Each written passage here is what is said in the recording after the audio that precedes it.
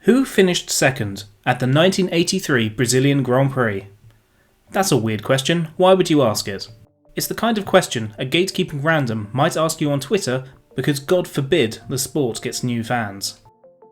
Okay, well let's entertain them, and let's look it up on the F1 website.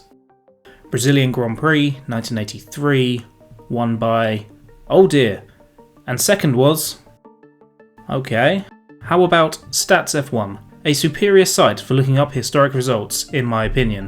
1983, Brazil...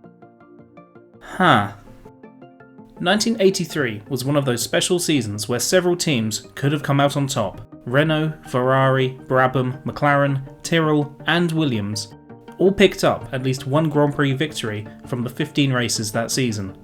The teams and drivers arrived at the Jaca de Pagua to kick things off, and it was a perfect start for the surprise champion from the previous season, Keke Rosberg, who claimed just the second pole position of his career.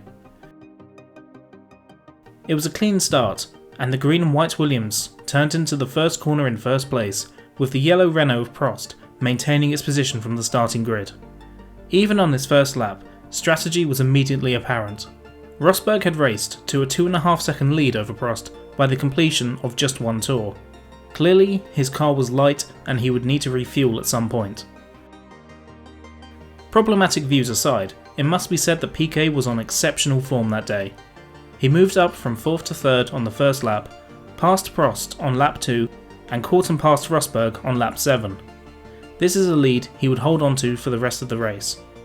Further back in the pack, one of F1's most underrated drivers in my opinion, John Watson, was on a John Watson charge. Started 16th, made up 5 places on the opening lap and overtake after overtake to get himself all the way up to 3rd by lap 17, behind just Piquet and Rosberg. On lap 28, Rosberg paid the price for his early pace and pulled into the pits to refuel. Old tyres off, new tyres on in good time, and his mechanics gave him fuel, gave him fire, not what he desired. I can't imagine anything more scary than being strapped into something that is on fire, and understandably, Keke was out of the car in a flash. Luckily, the fire was caused by a couple of drops of petrol, which leaked onto the hot engine bay, so quickly extinguished itself. But let's spare a thought for the Finn. Rushes out of a burning car, only to be instructed to get back in again. Get back into your hot coffin, KO. He was strapped back into the Williams, and his mechanics push-started him back into the race, way down in 9th after all that drama, promoting Watson up into our phantom 2nd place.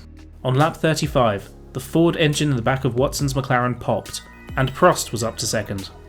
The Frenchman held this until lap 42, when Niki Lauda avenged his McLaren teammate and claimed 2nd back for the glory of Woking, only to be passed himself by none other than Rosberg, who had been charging through the field on his lovely fresh tyres in his slightly singed Williams. At the completion of 63 laps, Piquet came across the line to win his 8th Grand Prix victory. So what happened behind? Last we heard it was Rosberg who was running in 2nd, and indeed, 20.901 seconds later, it was the champion who crossed the line in 2nd place. Right, okay, so why isn't he credited with this position? Well, it was that flamin' pit stop. He was given a push start to get going again, which was, and I believe still is, against the rules, unless said car is stopped in an unsafe position. Your pit box perhaps being the least unsafe place on the racetrack, so he was disqualified. Niki Lauda was the driver who crossed the line in 3rd, so surely he gets promoted to 2nd.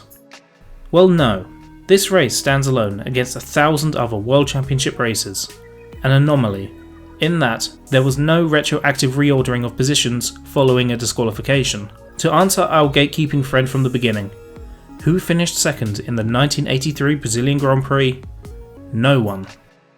For reasons that I cannot fathom, the stewards, race officials, or whoever's job it was in Formula 1, they just left the position blank.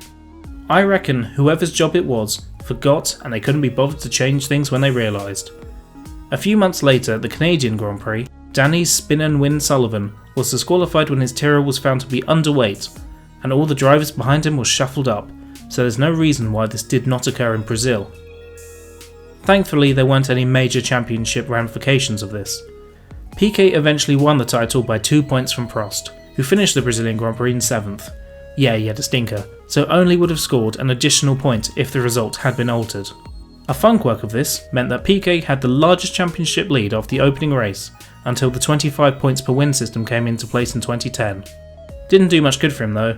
He was usurped by Lauda after round 2 anyway.